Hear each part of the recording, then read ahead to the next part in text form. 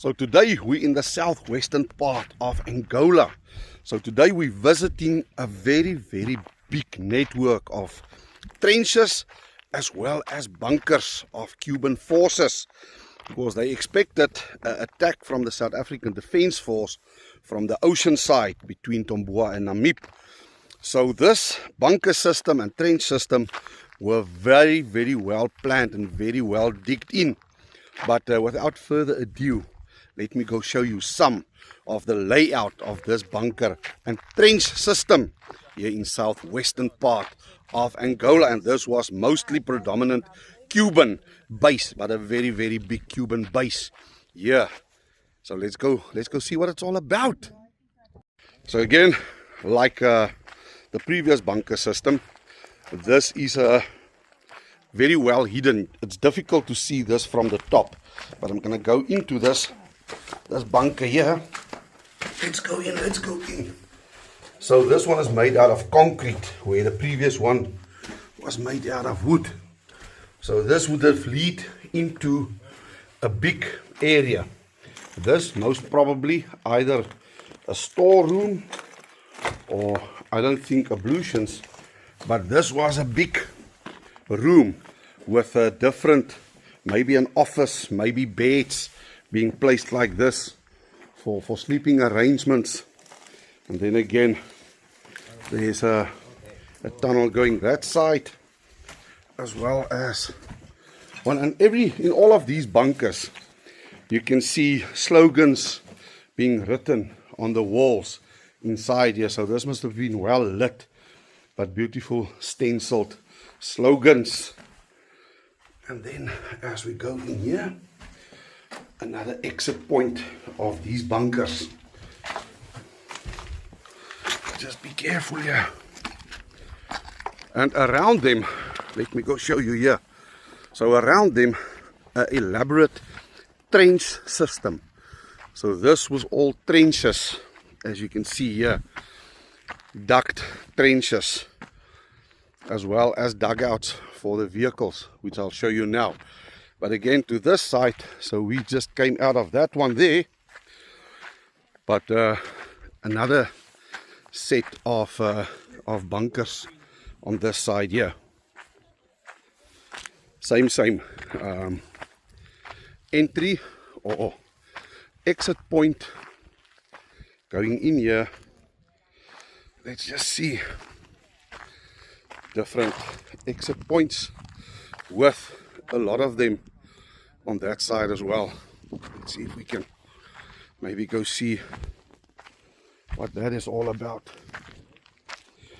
But so very interesting to walk among these ruins, and I'll see if I can get a scrapyard where a lot of stuff was discarded. Interesting things that you can see there as well.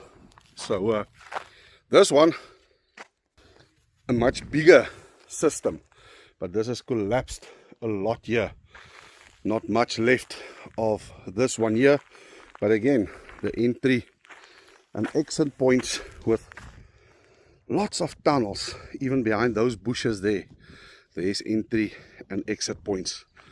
But all along here, all of these mounds that you can see here are all trenches and not dungeons, almost say dungeons, bunkers.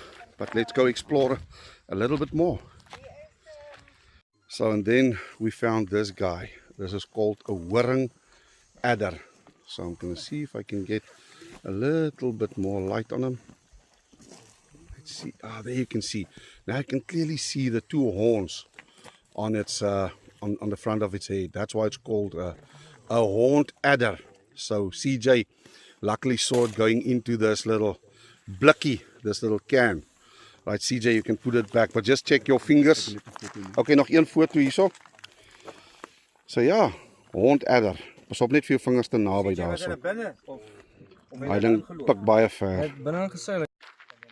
So this is the scrap heap that I was talking about. So the staple diet of those days were what we call wamboepile. It's almost like a Hungarian sausage, and those were kept in these long tin cans. The other fatter, that was beans, and then lots of fish. As you can see, a lot of fish tins lying around here like this. But a lot of these things were repurposed. For instance, like this one, somebody made a little emmertjie out of this. There's another one that you can see there that was made into a cup, used as a cup. We've picked up forks that has been made, and of course, you find a lot of these Johnnies here, Welwitschia mirabilis.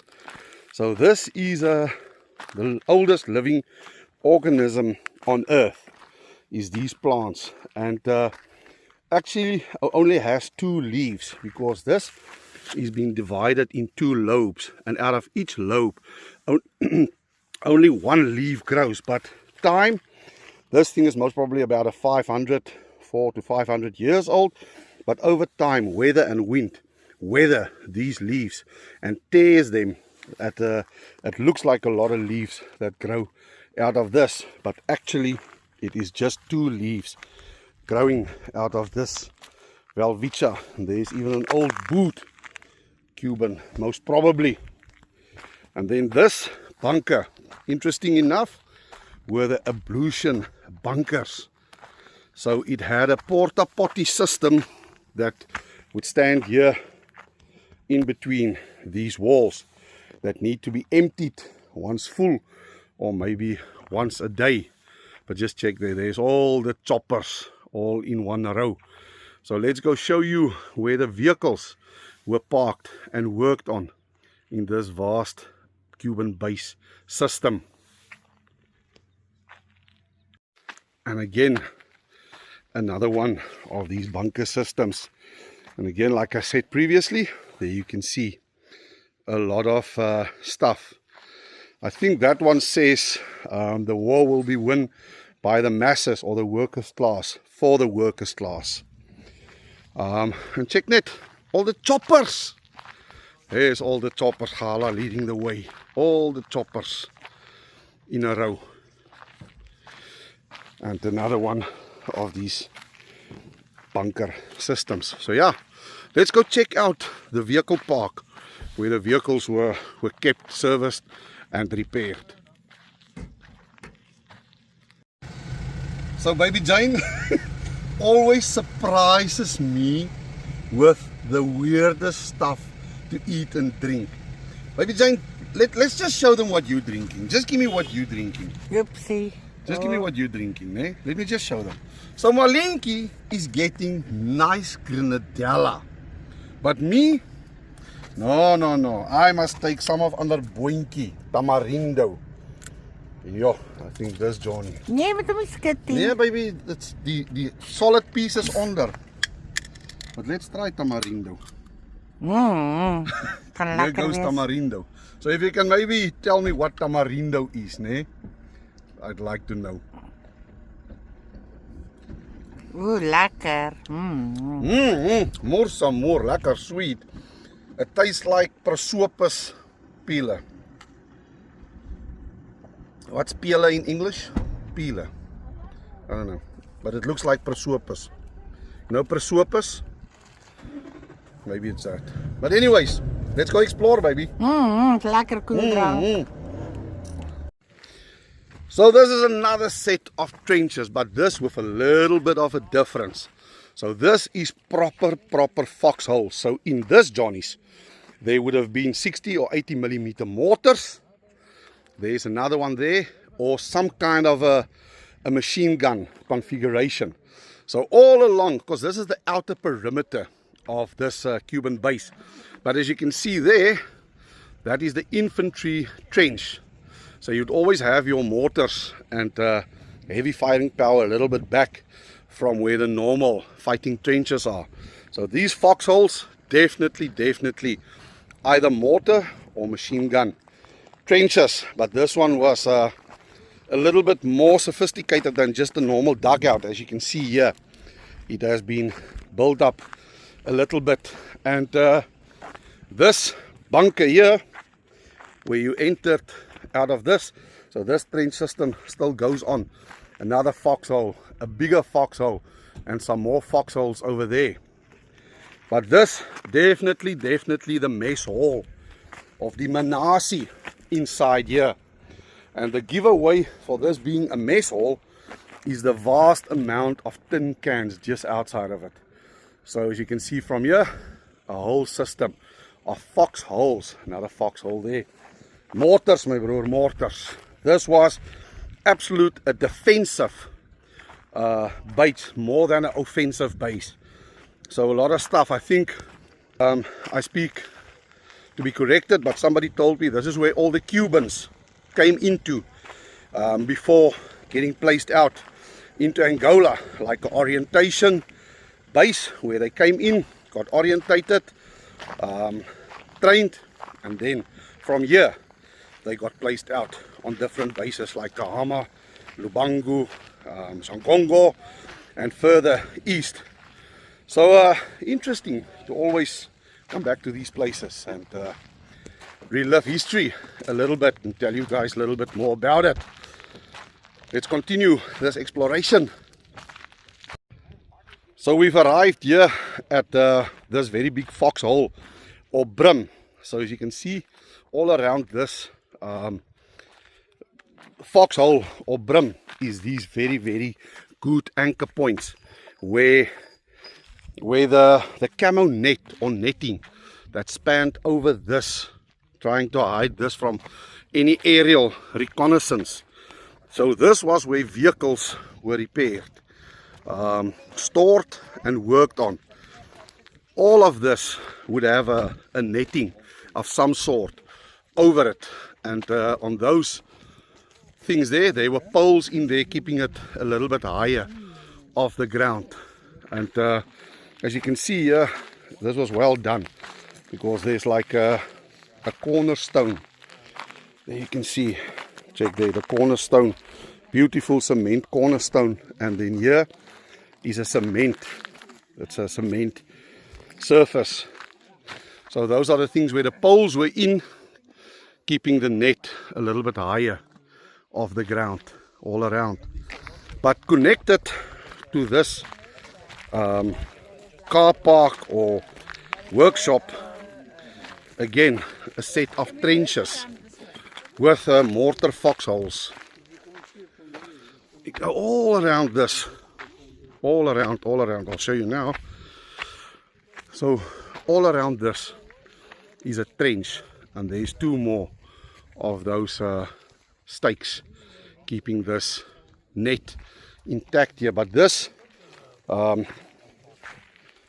trenches then connected this place to most probably the parts room where all serviceable parts were kept. Let me go show you. So without being seen, you could enter the storeroom here, again via a bunker system, all the way here, going through here into what was the spares room. So this is where all spares and consumables related to vehicles were kept, with a small office cubicle on this side. This is where the admin was done for all services and vehicle related. So this is where this one comes out, again linking up to a bunker system there on that reach there. As you can see there, another bunker system there with another big foxhole for whatever purposes they deemed. Always lekker, sometimes not so lekker, to visit places like this and recall history.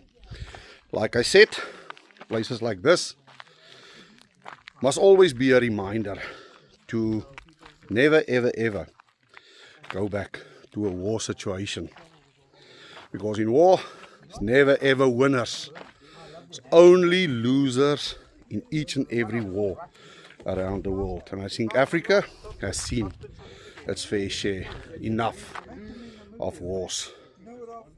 So yeah, let's continue I hope you enjoyed this Cuban bunker info, and if you can infill some more info about this bunkers and trench system and base, it would be highly appreciated.